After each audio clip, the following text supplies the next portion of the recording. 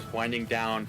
We have got CheesyPotato, no introduction needed, one of the pioneers of New York City rivals, obviously one of the pioneers of the game in general, right? The Kragg has been making moves all over. I mean, you hear like references to her all over, like, and like again, like you mentioned, her crazy runs at all these different bigger events.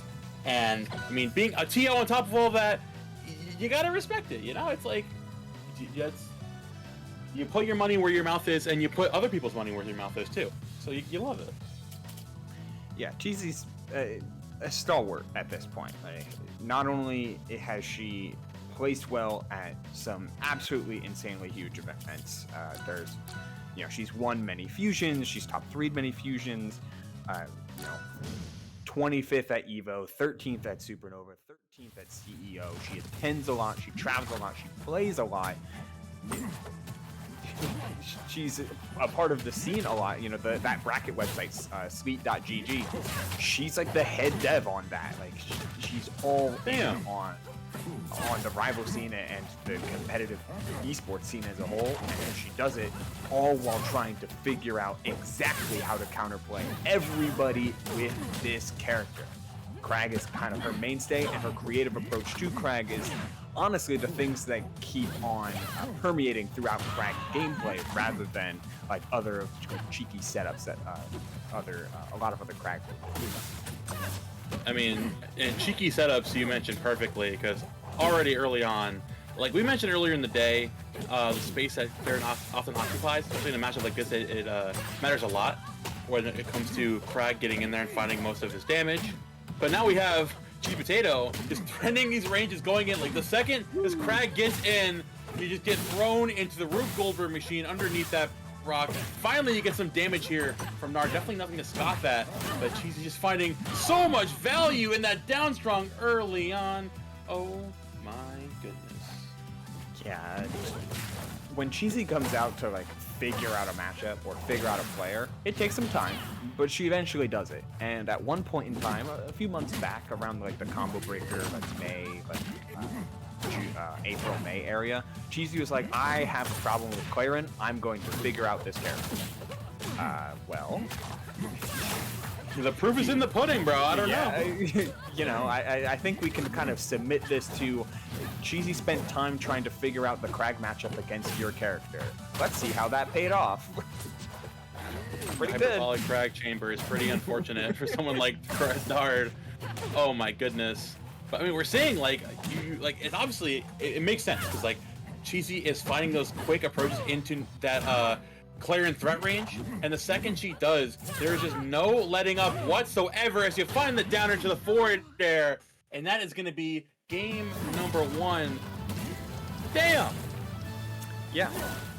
Cheesy's a scientist at the end of the day. She's a mad scientist, and she puts Kragg to the test both defensively and offensively when she gets the chance. Has a penchant for more defensive tempo, but when it comes to figuring out what to do on hit, she's putting it together. The only thing that I don't understand about typical Cheesy combo flowcharts is her evasion to using up air. Like, not a big up air enjoyer or believer, seemingly. Much more would prefer to kind of loop into like a back air and a horizontal or forward air horizontal finisher, or downward finisher, than going for an up.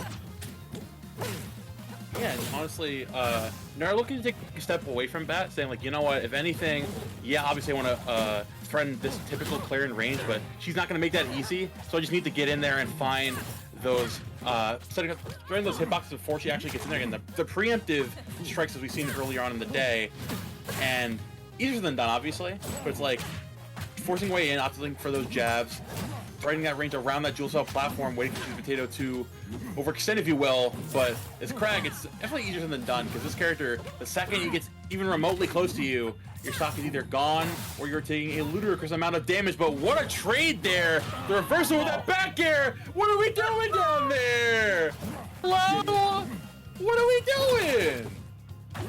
what an That insane was stock like, trade. we call that one the peekaboo, bro. You're like, what are we cooking? You know, I liked Nard going down with that Nair, but Cheesy's saying, yeah, we can trade the stocks here, that's fine, is an insane response. Oh my. Speaking of trading stocks, there's no trade to be done there, deal or no deal, as Nard is down to their final stock here in game number 2. CheesyPotato again, like every single time that Kragg gets those hits in, catching those jumps a lot. I mean, Nard's finally finding some decent footing here. He neutral, gonna find the downer into the neutral special as well. Going for that low recovery. Of course, you don't want to challenge that, especially with what we've seen earlier on in the day. But CheesyPotato finally gonna find the footing here. The down special tossing you all the way out there, and there you go. I love that air dodge. I loved that air dodge from Nard. Not only avoid getting the extra height, but timing it in such a way to avoid the rock shards. They've been doing so well, just covering a ton of space with a ton of just hard reads on spacing traps. That time it was attempted with the back air, but they missed out ever so slightly. And at 149, this is kind of the dangerous part of leaving Kragg on here for so long. Straight hit game is a really hard game to play against Kragg, finally finding the pickup, thanks to the Nair rock shards into that forward strong.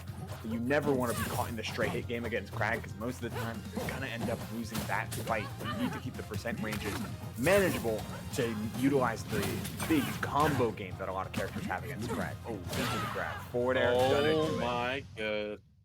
And he's gonna find that street ball toss. Bada bing, bada boom. CheesyPotato closing it out in a swift and clean 2-0 victory, and just laughing it off, saying, "Yeah, I know. It's okay. Also, it's all right. It's